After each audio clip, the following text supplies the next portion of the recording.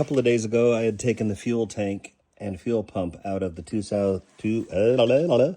language is difficult.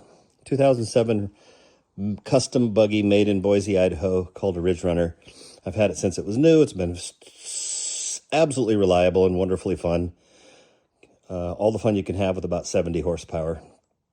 Based on a Polaris Sportsman 800cc four-stroke quad, but almost nothing but the drivetrain is from that, actually. And the wheels, I suppose. Yeah, I think they're from the quad. Anyways, fuel tank was a booger to get out. Got an oil leak somewhere. I'm pretty sure it's from the dipstick tube. Not going to get too wound up about that today.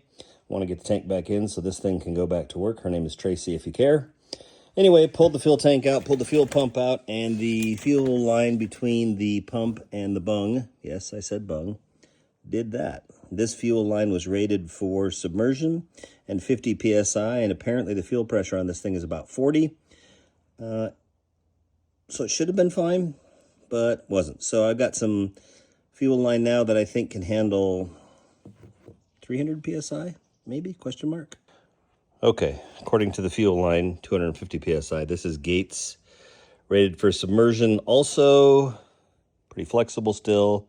6 RLA if you care.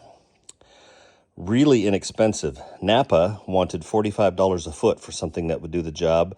I got this from a local hydraulic hose place, and I think it was $1 a foot or something. Ridiculously cheaper. So I got some extra because, you know, things are going to break around here. It's just the nature of the beast. So anyway, replace the fuel line between the pump in the tank and the external mounting bung thingamabobber.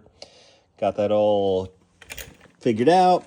I had previously used normal worm drive hose clamps, and I recently learned that that is a no-no, and I can look at this and see why. That really mucks up the hose. So while I was at the hydraulic place, they also said use, bobbing and weaving, use these kind of clamps.